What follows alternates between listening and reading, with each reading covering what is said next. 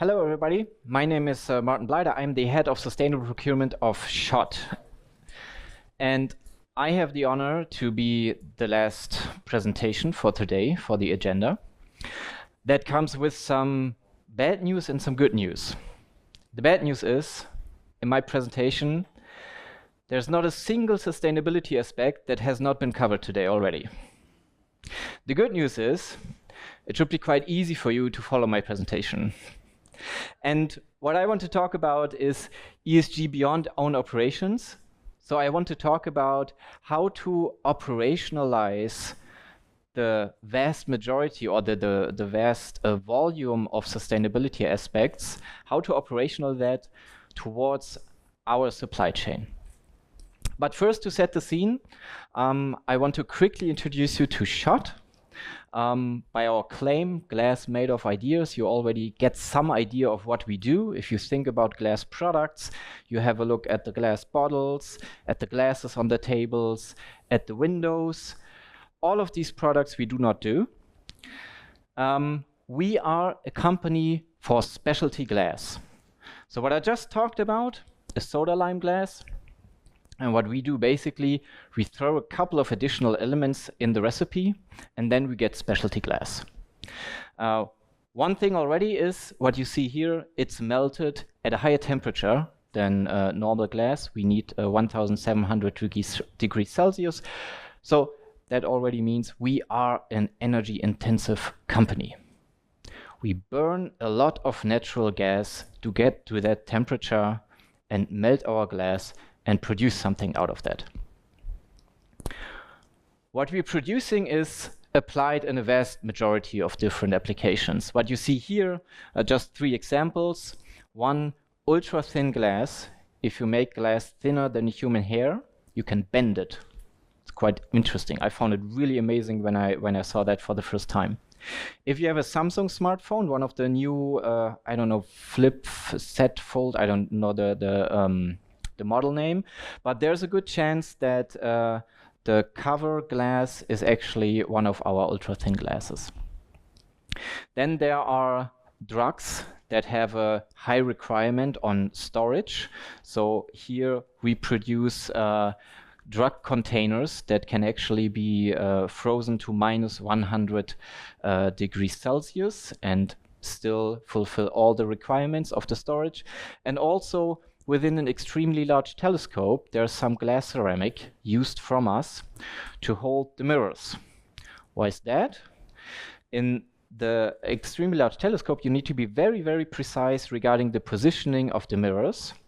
And it must be at the same position regardless of the temperature. So minus 20 degrees during the night, or plus 20 or 30 degrees during the day. It needs to be at exactly the same position. So that means the material the mirror is on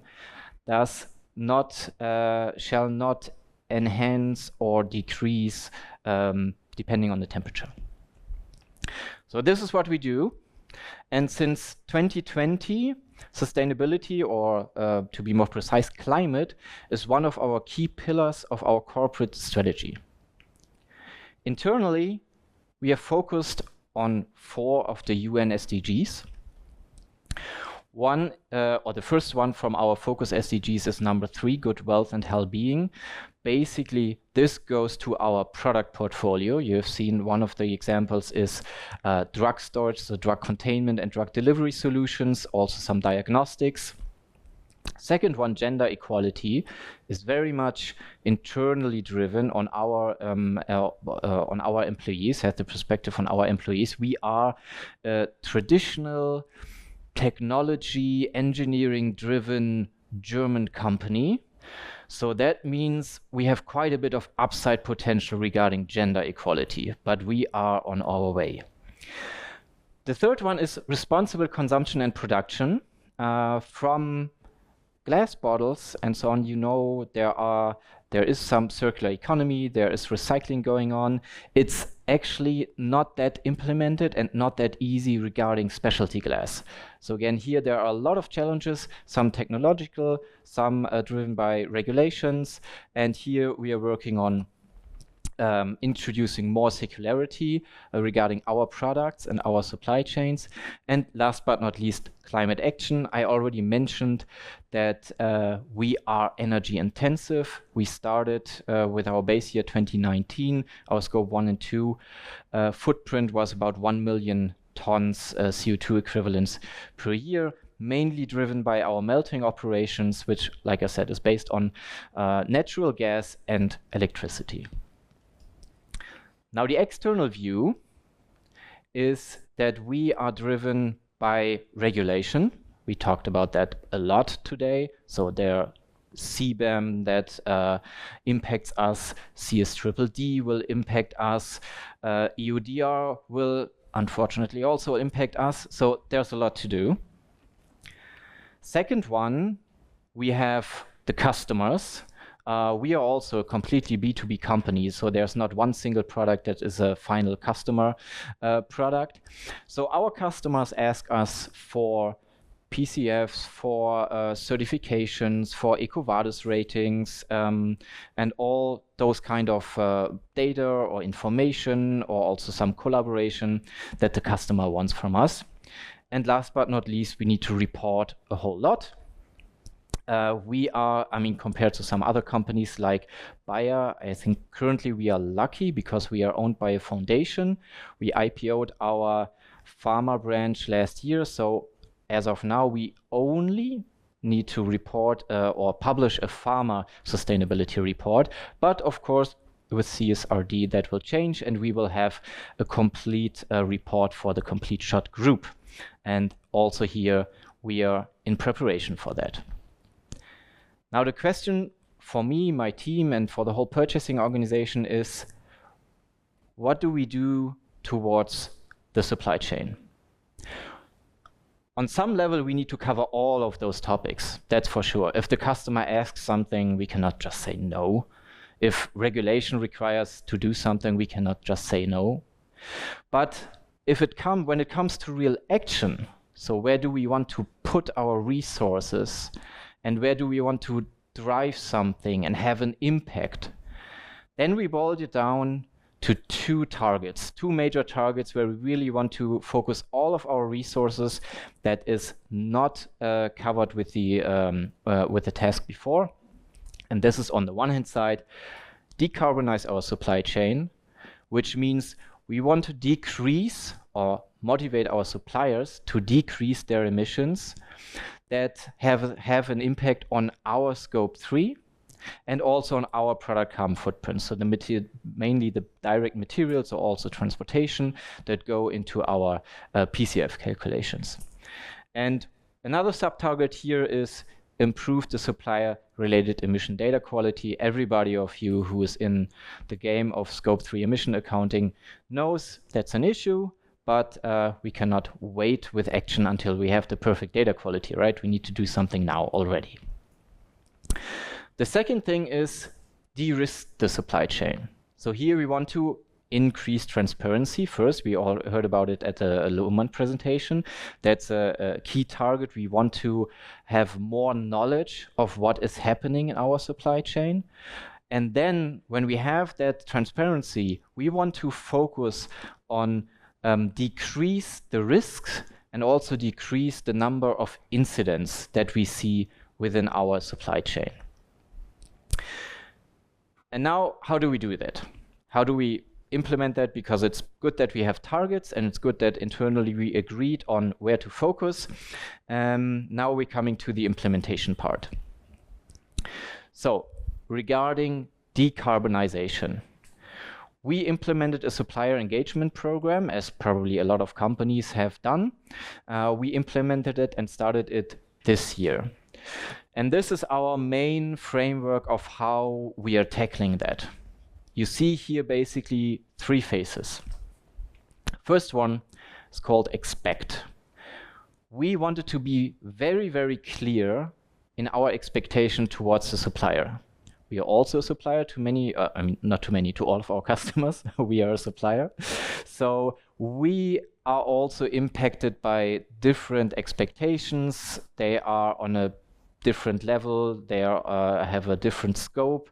Some of them are clear, some of them are very fuzzy. So we wanted to be very, very clear regarding our expectations. And to tackle our targets, we boiled it down to 4 concrete expectations that we now communicate towards our suppliers. First one is agree and actively sign our code of conduct. The second one is provide us with emission data regarding the products or services that you deliver to us. The third one is set yourself emission reduction targets. And the fourth one is work on the reduction targets.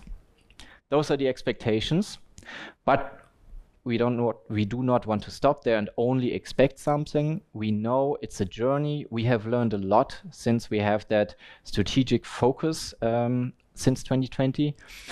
So the second phase for us is engage in collaboration and really support our suppliers. Here again, as of now, we have 3 concrete topics how we support our suppliers. The first one is we provide some information in exchange with the supplier how to get started with emission accounting and PCF calculations. We started with that again 2020 with that focus, and we know it's not easy, and we specifically know if we start to Google that topic, everybody of us is just overwhelmed by the information, what to do, how to do it, what guideline to follow, what tool to use, and so on and so forth. So as a very, very pragmatic, simple first step, we created a 2-pager for emission accounting, and we created another 2-pager for PCF calculations. And that summarizes the most important aspects from our perspective, and it includes 2 to 3 important follow-up links. It's not much, but it's also not very complicated to do that and to share that with the supplier.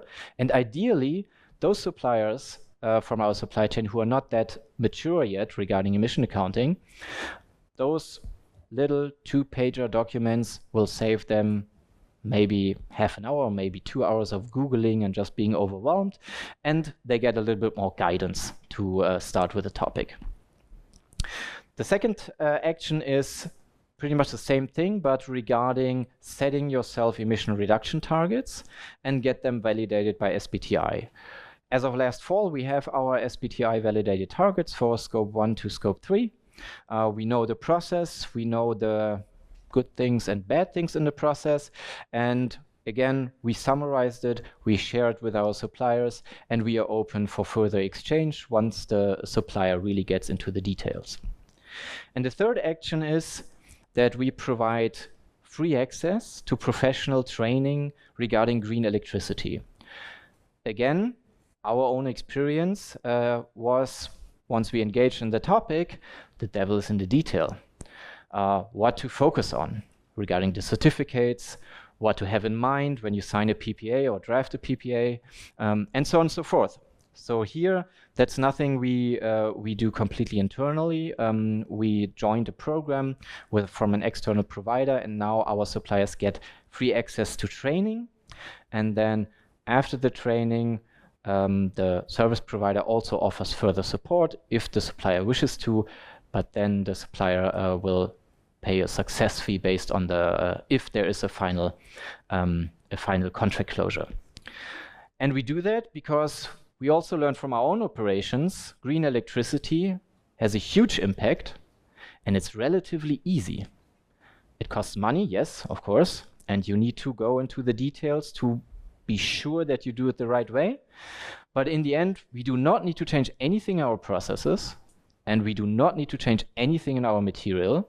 No recertification from our customers needed, and basically everybody is happy. Or at least the customer is happy because we can provide something with a lower carbon footprint, and our corporate carbon footprint also decreases significantly by that.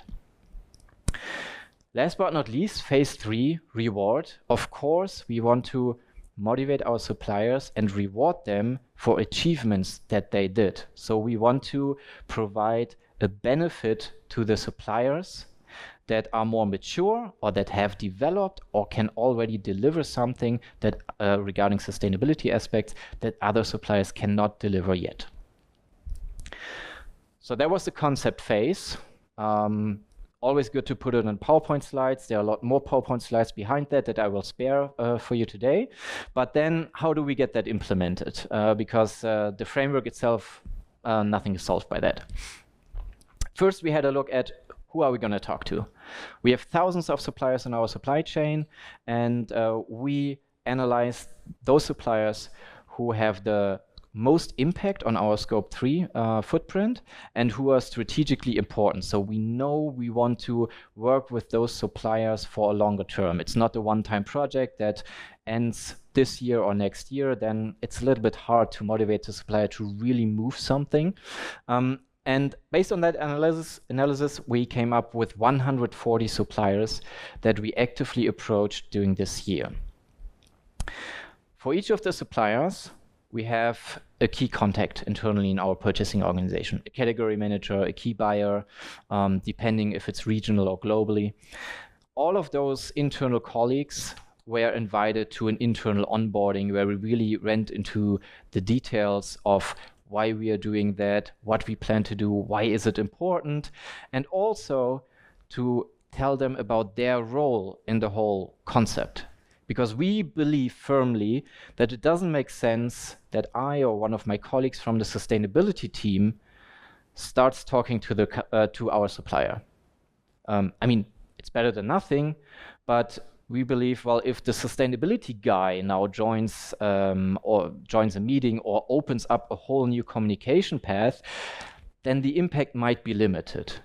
From the beginning, we wanted that our key contact to the supplier is delivering the messages regarding sustainability to be integrated in a normal business-based meetings, a business review meeting, a negotiation, a tender process, whatever. It should be our purchasing employees who deliver the sustainability messages. And with that, of course, there's a little bit of fear from our colleagues. They said, oh, do I need to become sustainability expert in that? What if the supplier has questions that I cannot answer? So we kind of told them about their role in it to deliver some of the messages that we prepared. We gave them some basics, and we told them it's not about going into the details. It's not about telling the suppliers exactly how to get there. It's telling them, their suppliers, what is our expectations, offering our support, and if the supplier wants to engage in details, let's set up another meeting. And then I can join, one of my colleagues can join, or somebody from a business unit can join if it's about a specific material, if it's really about the details or about some changes in the product specifications and so on. So internal onboarding was really key. Then we had a virtual kickoff with those 140 suppliers to make sure that the basic messages are delivered to all of the suppliers in the same way, and that everybody of our purchasers had a baseline to start off and can refer to something. And within that virtual kickoff, it was our CPO and me who delivered the messages. So it's very important. Again, I think it was very important that it was not only me, the sustainability guy, talking about Scope 3 emissions, but it was our CPO talking about it as well. So this is how we started. We are now in the phase of having individual, we call them internally awareness talks, so that our purchasers talk to the suppliers, offer our supporting activities. And then regarding rewards, we now introduced for certain supplier selections above a certain spend level. We introduced some key aspects that we need to have a look at. One is, does the supplier have a SBTi target, or is he in the process of getting one? And two, what is the risk factor of that supplier prior to awarding business? I come to risk in a bit. So, no internal carbon price yet, and also not in the very near future. But we are thinking about it in the sense of we are preparing for that internal discussion that will then, I don't know, take a long time. So this is how we cover our first core target, decarbonization. The second one, how to de-risk, is a very data-driven approach because, again, we have thousands of suppliers. How do we make sure that we focus our actions to the risks where we can have the most impact? So first step, we analyze all of our suppliers based on some country and industry indices, and then we have a risk score. With that step one, we have fulfilled all the requirements regarding the yearly risk analysis of the German Supply Chain Due Diligence Act. Then we continue, and for all of the suppliers who have a medium to high risk score, we then have a closer look, also including company individual information, including publicly available information about news articles, incidents, and also including the perspective of our potential impact on that supplier. So one is the risk score that we derive from the supplier, and the other one is the impact in the sense of what is our spend with that supplier compared to the supplier's revenue. From that, we get a first idea if we approach the supplier and want the supplier to change something or to comment something, to deliver us more information, then it's a difference if we are a tail spend customer with a few hundreds or thousand euros, or if we are a key customer that is a significant part of the revenue of the supplier. I mean, quite logical. And that's why we included here to then, with those two dimensions, risk on the one hand side, impact on the other hand, derive suppliers with a high so-called action priority. And with those suppliers, we actively approach. And actively approach depends a little bit if we are in a very preventive state. So that means we try to collect more information. We see a high risk. We also have a potential impact. We want more information from that supplier. We ask the supplier to fill out a self-service assessment, or to give us some more information about his internal policy, to actively sign agreements, and so on and so forth. Or if we are already in a reactive phase where we know an incident has happened and we want more information on that incident and also about the corrective action plan. So what is the supplier planning to do? Until when is he implementing certain measures? So by that time, we will ask again, dear supplier, what have you implemented?